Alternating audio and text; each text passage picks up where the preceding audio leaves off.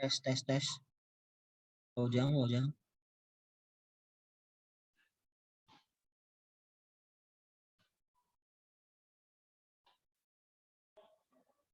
Baik, kita lanjutkan kembali ya. Jadi waktu siklus dan izin bongkar itu tujuannya yang pertama ya, ini untuk menentukan kekuatan struktur. Yang keduanya adalah untuk kebutuhan di bidang manajemennya. Jadi untuk menghitung sumber daya yang dibutuhkan untuk memenuhi proses siklus konstruksinya ya, sampai kepada akhir dari pekerjaan struktur gitu aja. Nah, kita tahu bahwa harga acuan perancah itu atau begising itu per meter persegi kan ya. Kalau dikatakan harga per meter perseginya 250.000 kan ya.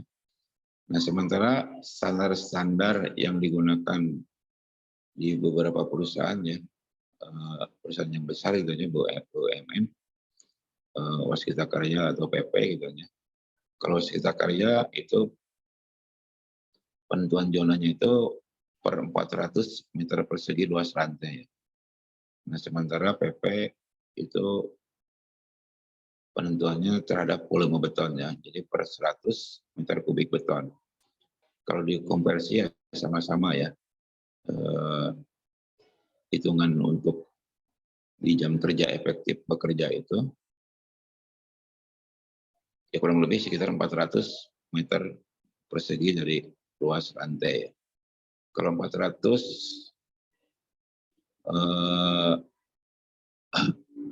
meter persegi luas rantai dikalikan dengan 250.000 per meter perseginya ya, jadi kurang lebih sekitar 100 juta untuk satu kali ngecor ya, untuk satu tingkat. Jadi bisa dibayangkan kalau begistingnya ada 2 tingkat, berarti sekitar 200 juta kan ya, untuk satu zona. Kalau ada 2 zona tinggal dikalikan 2 ya, kalau 3 zona dikalikan 3, dan seterusnya ya. Jadi memang biaya begisting cukup mahal ya. Oleh karena itu perlu dikelola dengan baik idanya.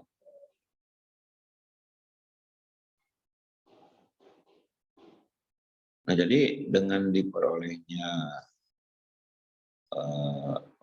waktu siklus, izin bongkar, dan pembagian zona, gitu, pembagian zona, maka nantinya bisa dibuat penjadwalannya ya. Jadi kapan ngecor, kapan membongkar gitu aja. Sehingga target waktu yang harus dikerjakan untuk proses konstruksinya itu bisa terlihat gitu ya, atau bisa diketahui. Jadi membutuhkan sekian hari kerja gitu. Nah, ini sebagai contoh aja ya untuk apa sih? Untuk yang monolit ya. Mudah-mudahan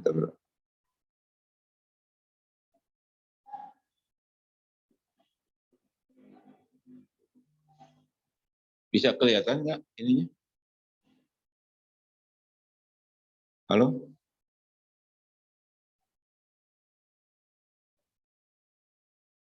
Halo, terlihat di layar monitor?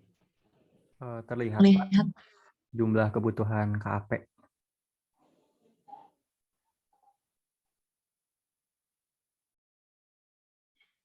Enggak, ininya enggak pindah-pindah.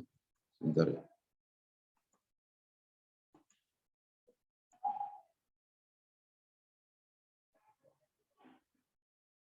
Yang ini yang jadwal terlihat? Terlihat, Pak. Terlihat, Pak. Nah, ini jadwal ini menunjukkan proses yang monolit ya. Jadi di sini pasang tulangan kolom, begisting kolom, dilanjut kepada begisting balok, tulangan balok, begisting pelat, kemudian tulangan pelat rantai, kemudian diakhiri dengan pengecoran ini kan ya. Jadi pengecoran, kemudian nanti ada bongkar kolom, dan ada bongkar, balok dan plat rantai. Tapi dibongkar di sini hanya untuk cetakannya saja ya. Shoringnya tidak dibongkar ya, seperti tadi disampaikan di slide berikutnya. Jadi disampaikannya. Nah, jadi ini siklusnya sampai dengan pembongkaran itu 8 hari. Tapi kalau siklus pengecorannya di sini 6 hari. Jadi di zona 1, zona 2, dan zona 3 ya. Jadi ini hanya sekilas saja untuk pasti memberikan pemahaman tentang gambar-gambar yang tadi.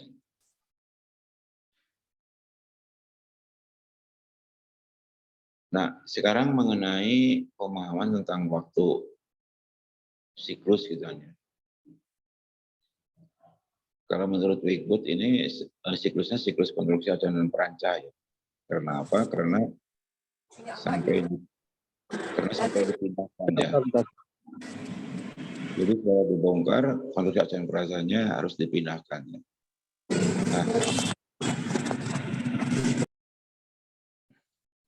Nah, sementara kalau ingin melihat waktu siklus pengecorannya, yaitu hanya poin A sampai C ya. Nah, kalau ingin melihat sampai siklus bekistingnya itu ya, dari poin A sampai poin F.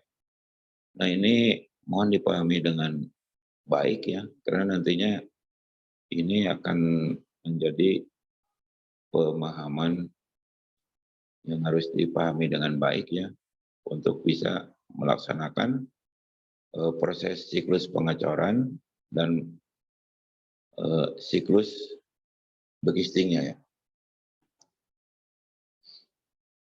Oke, ini lewat saja ya. Tadi sudah disinggung-singgung. Kemudian ini waktu minimum pembongkarannya. Kalau berdasarkan referensi kan ya, secara umum bahwa elemen struktur yang vertikal ya, seperti dinding, kolong, itu cetakannya bisa dibongkar setelah 12 jam ya. Nah, kalau menggunakan bahan tambah atau aditif yang bisa mempercepat proses pengerasan beton, nah itu bisa lebih cepat lagi, yaitu sekitar 8 jam kan. Nah, sementara untuk membongkar perancah ya, atau shoring, ini harus dipertimbangkan antara beban hidup dan beban mati kan ya.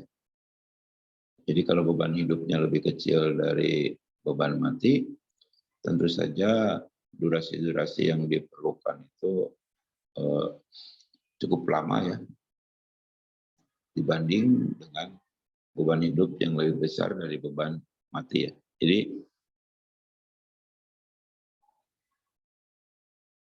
Jadi yang sebelah sini itu adalah beban hidupnya lebih kecil dari beban mati ya. Itu yang umum didesain di bangunan-bangunan. Nah, ini yang harus dipahami juga mengenai bentangan-bentangannya ya. Jadi kalau bentang lebih dari 6 meter ya, memang butuh waktu yang cukup lama ya, dibanding dengan bentang yang lebih kecil dari 6 meter ya. Jadi pembongkarannya bisa lebih cepat. Tapi kalau bentangnya lebih dari 6 meter, nah itu perlu hati-hati kan ya. Jadi kalau betulnya memang belum cukup umur ya, dari yang diterangkan di sini, ya harus menunggu dulu sampai betulnya cukup umur ya.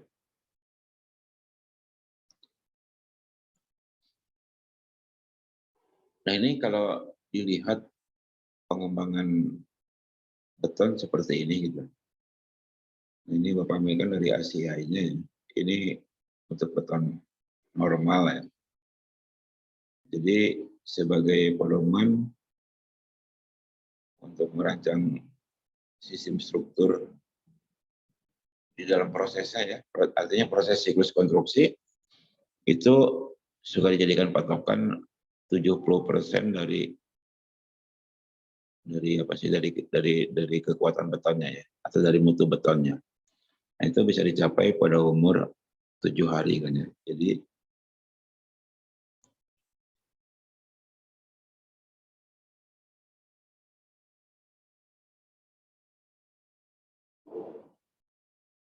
7 hari itu ya di sekitar ini. Itu 7 harinya ya. 70% 7 hari. Untuk dasar apa sih yang sering disampaikan di beberapa literatur ya, dengan anggapan bahwa 70% dari kekuatan beton itu bahwa struktur beton sudah mampu untuk menahan berat sendiri ya. Jadi kisaran kekuatannya itu di sekitar 70% ya. Jadi kalau kurang dari 70%, berarti struktur beton belum mampu untuk menahan berat sendirinya ya.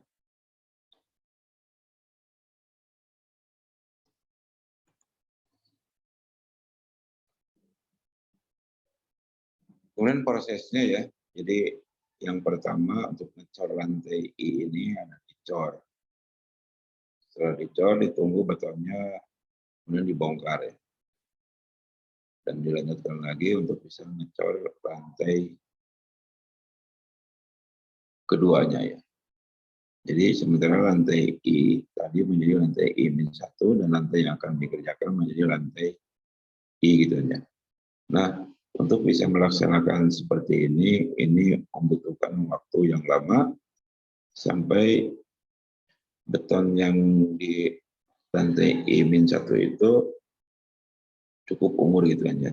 Jadi ini membutuhkan waktu yang lama. Oleh karena itu, maka diperlukan suatu analisisnya gitu kan ya. Analisisnya supaya siklusnya kontinu dan strukturnya terjamin keamanannya ya. Mungkin ini ya sebagai slide yang pertama ya, sesuai dengan janji Bapak tadi, masih ada satu slide lagi ya, yang akan disampaikan. Ini tidak terlalu lama ya, jadi hanya banyak jadwal aja. Jadi untuk memahami proses siklus konstruksinya ya.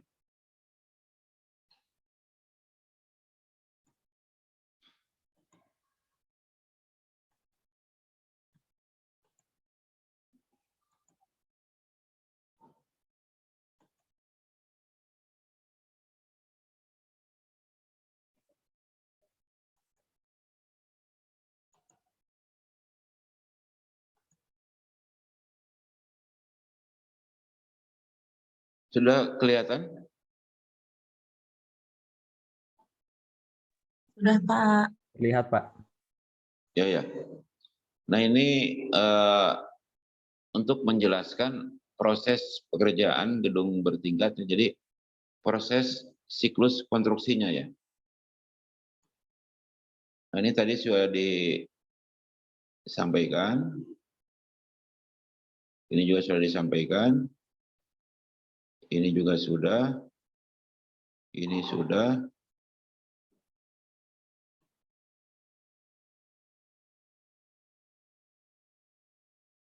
Nah, ini prosesnya ya. Prosesnya, jadi ini lantai 1, lantai 2, nanti akan ada lagi lantai 3 dan seterusnya ya. Jadi untuk bisa mengerjakan lantai 1, ini lantai dasar ya. Yang bawah ini lantai dasar. Jadi yang pertama dipasang konstruksi acuan perancahannya ya. Kemudian dicor. Nah, ini tentu saja beton ini umurnya 0 hari kan. 0 hari. Kemudian untuk bisa mengerjakan lantai 2 ini, maka konstruksi acuan perancah yang di lantai 1 ini atau di lantai dasar ini belum bisa dibongkar ya. Secara otomatis harus mengadakan lagi jumlah tingkat begistingnya, maka menjadi 2 tingkat begistingannya. Nah, ini katakanlah siklusnya 7 hari ya. Jadi kalau ini dicor, ini umur 0 hari, ini umur 7 hari. Nah, sekarang bagaimana proses pembongkarannya ya. Nah, jadi ini mengulang yang tadi.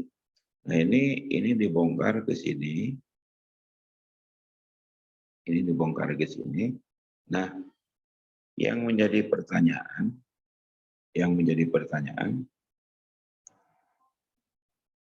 berapakah umur beton ini?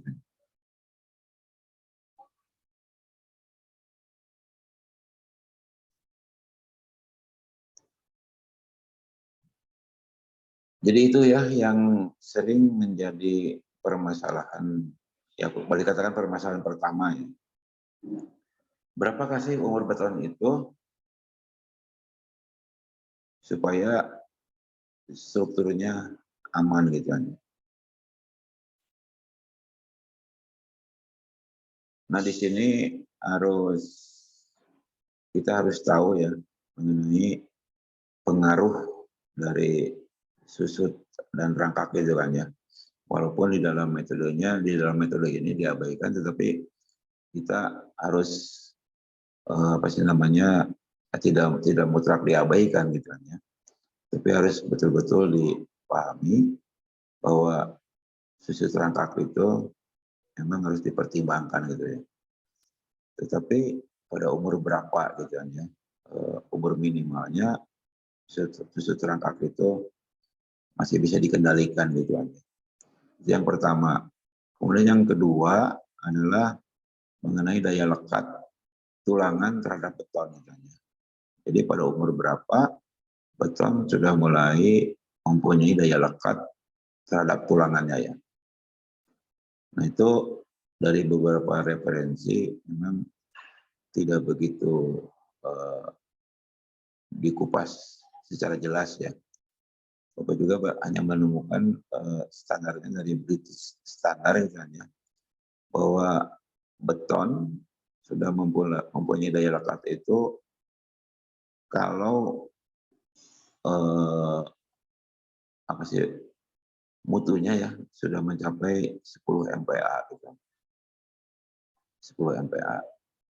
Nah kalau kita lihat di grafik yang tadi gitu kan ya, di grafik yang tadi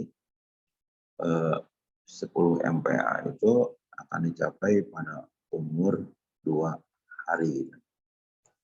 Nah, oleh karena itu di sini bisa diterapkan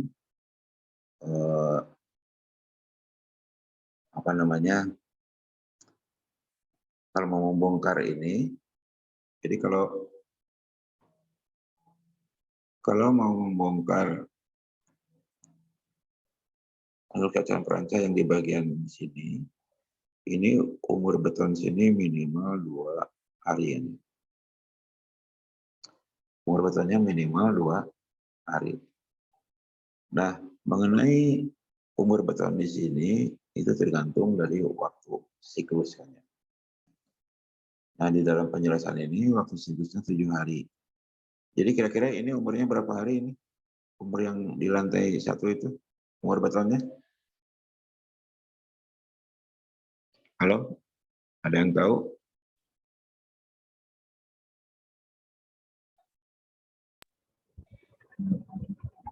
Halo? Kira-kira berapa hari?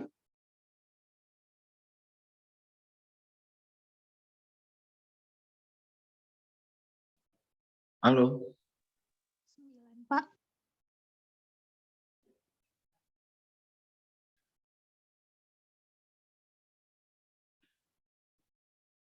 Oke ya, dari chat itu 9 hari kan ya. Oke, berarti yang ini umur betonnya 9 hari kan ya? Umur beton lantai ini 9 hari. Nah itu sebagai dasar untuk bisa membongkar bekicing yang ada di lantai ini. Kalau tidak kuat, ininya ditambah, ini menjadi 3, maka ini menjadi 10. Kalau masih belum kuat lagi, ini ditambah menjadi 4 hari, dan ininya menjadi 11 hari, dan seterusnya ya. Dan seterusnya, sampai kuat, dibongkar, dan dipindah ke lantai yang ini.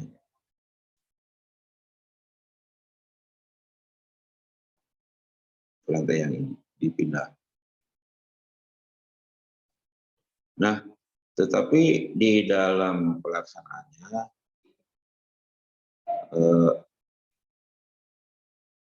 analisis ini jarang dilakukan. Analisisnya ada di bagian ini.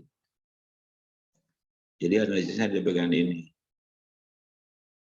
Karena apa? Karena sewaktu dibongkar, maka di bagian ini sudah ada orang yang bekerja. Jadi minimal 2 hari itu pasti sudah ada orang yang bekerja di lantai ini saja. Di lantai ini. Kira-kira kebayang gambarannya? Halo? Terbayang, Pak. Oke, yang lainnya,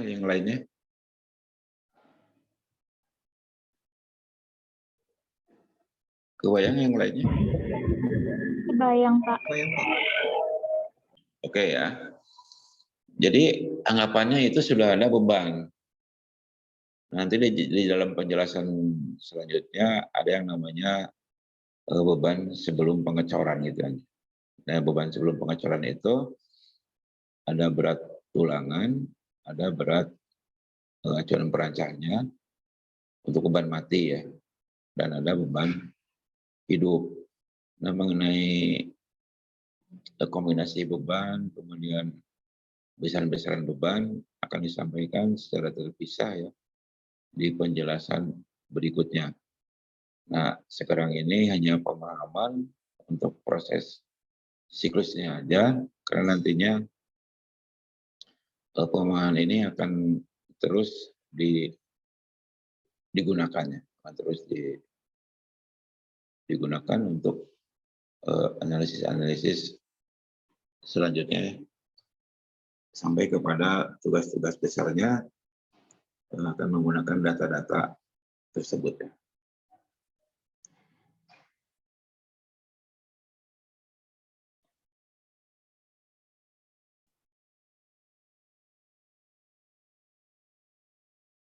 Nah, kalau yang tadi ini adalah analisis sebelum pengecoran. Kalau yang ini, yang sebelah kanannya ya, itu analisis saat pengecoran. Jadi, yang ini perlu dilakukan analisis pengecoran untuk melihat kekuatan struktur lantai satunya dengan 2 tingkat konstruksi acuan dan perancang. Nah, tadi sudah disampaikan bagaimana alternatifnya kalau tidak kuat. Tidak kuat. Berarti di sini harus ada perubahan waktu siklus ya. Ininya dirubah. Siklusnya bukan 7 hari lagi, bisa 8. Kalau belum kuat, ditambah lagi menjadi 9.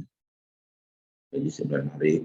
Kalau 9 hari, ini menjadi umurnya berapa, yang bawah ini. Karena berubah di perjalanannya ya, di perjalanannya. Mungkin nantinya tidak akan kontinu ya, tapi kalau dirancang dari awal sudah kontinu, maka ke atasnya akan kontinu. Tapi kalau di bawahnya tidak kontinu, maka bukan kontinu ya. Kalau di bawahnya dirancangnya agak cepat gitu ya, karena masih hidup mulai 2 tingkat bergising, itu siklusnya bisa lebih cepat. Tetapi kalau sudah ininya kosong, sudah bergising di sininya dilepas, maka siklus ke atasnya harus disesuaikan lagi. Mungkin bisa berubah menjadi 10 hari untuk siklus-siklus ke atasnya dengan 2 tingkat bergising itu. Nah, di sini perlu apa sih namanya, perlu perencanaan yang jelas itu, tujuannya untuk itu ya, supaya siklusnya continue dari awal gitu ya.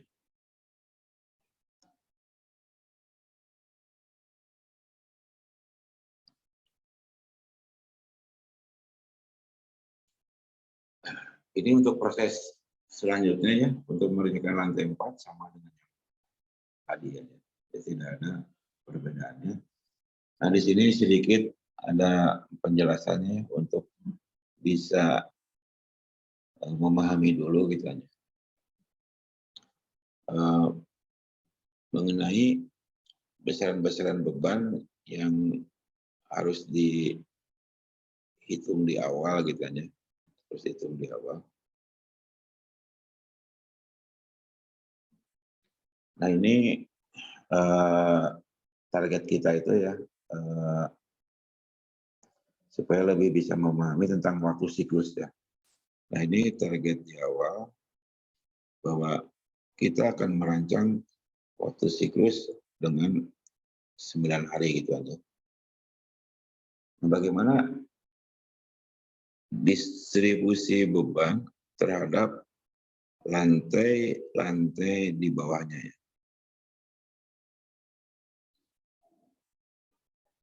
Terhadap lantai-lantai di bawahnya. Di dalam operasinya ya, operasi tentang pembebanan, nanti akan ada yang namanya start awalnya berapa, nanti total beban di akhir berapa, kemudian yang dapat ditahan itu berapa, sesuai dengan modulus elastisitas beton ini.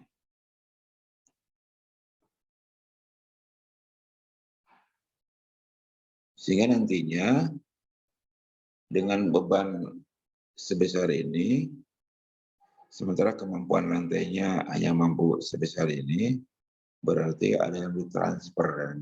Ada yang ditransfer ke lantai bawahnya ya. Ini kalau dilihat ini sekitar 12% kan ya, yang akan ditransfer gitu. Nah, ini bebannya menjadi ini, kemudian satu D itu adalah akibat berat sendiri beton, 0,07 D itu berat acuan perancangnya yang ini. Sementara 0,035 D itu adalah beban hidup yang ada di lantai ini. Gitu. Nah, itu nanti akan dijelaskan mengenai pembebanannya ya. Sehingga nanti di akhir operasi dari pembebanan itu yang dapat ditahan oleh lantai I-2 sebesar ini, dan yang akan dijadikan perhitungannya adalah bebannya ini gitu. Itu perlu dipahami mengenai dasar-dasar atau pemahaman ya, untuk bisa melakukan operasi untuk melakukan analisis waktu siklus.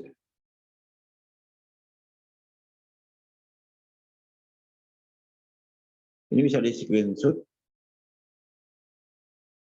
Mas Sapli, bisa di ini. Bisa Pak. Ya.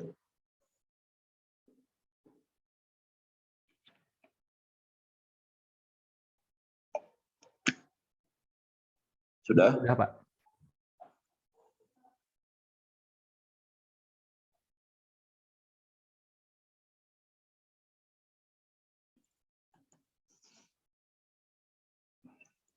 Nah, sehingga targetnya dari hasil analisis itu ya,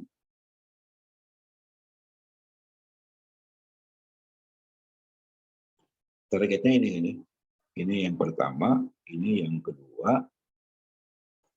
Jadi diharapkan faktor keamanannya lebih dari satu atau sama dengan satu, renutannya lebih kecil dari satu kan ya.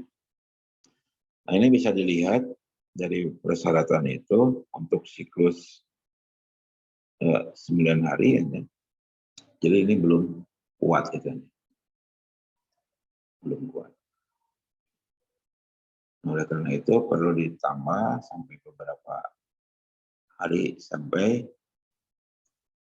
rantai I-2 ini, rantai ini itu kuat gitu ya. Ini bisa di-screen sebentar lagi, Mas Apri? Sudah, Pak. Sudah? Ya.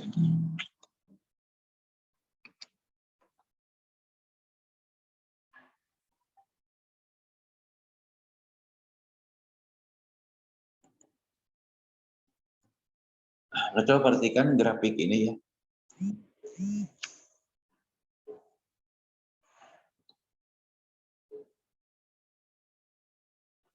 Kita kan mulai dengan siklus 9 hari kan.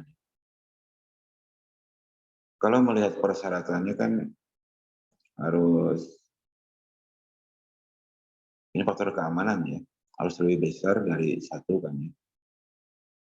Jadi 9 hari tadi belum kuat. Coba lagi 10 hari belum kuat.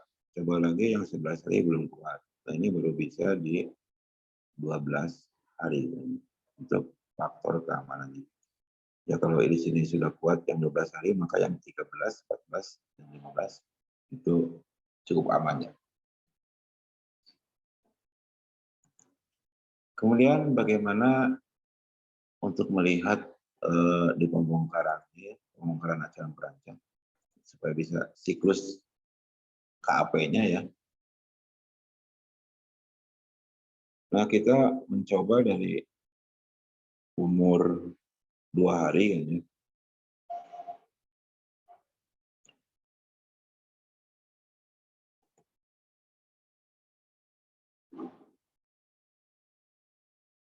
Kita mencoba dari umur 2 hari yang rantai ininya. Jadi siklusnya kan 12 hari kan ya. Jadi ini umur 14 hari. Nah, di sini kan sudah ada beban. Di lantai ini sudah ada beban.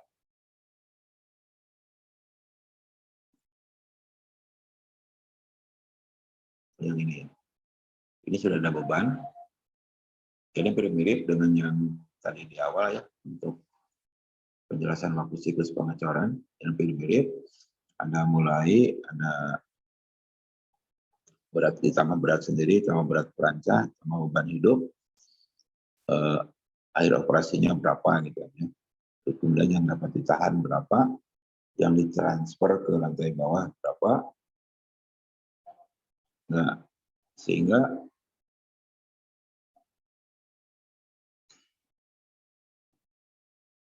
yang dapat ditahan di lantai bawah itu sebesar 1,66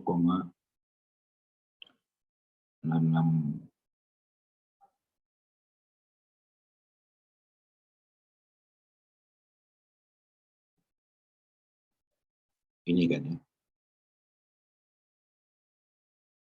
Kemudian dilakukan analisisnya, yang ini ternyata masih belum kuat kan ya. Masih belum kuat karena faktor keamanannya kurang dari 1 dan renutannya lebih dari 1 kan ya. Jadi yang ini.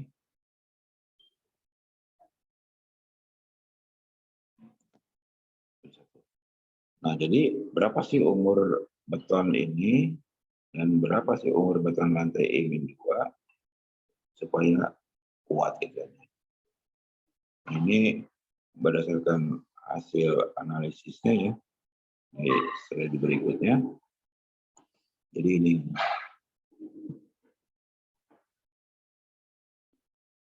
Jadi pada lantai E-2 akan kuat setelah betonnya berumur 21 hari. Ya. Kurang dari itu belum kuat karena masih di bawah 1. Untuk lanjutannya juga sama. Ya. Jadi di sini Bapak hanya menampilkan faktor keamanan saja ya. Sementara lanjutan bisa dilihat bisa dilihat ya kalau lanjutannya harus dihitung. Ya kita menampilkan aja ini faktor keamanan aja ya.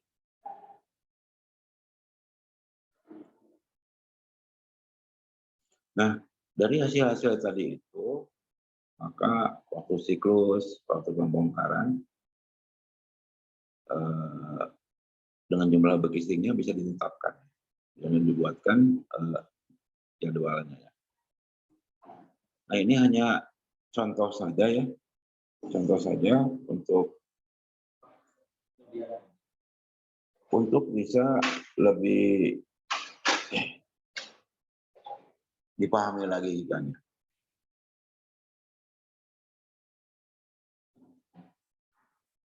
Untuk supaya bisa lebih dipahami lagi.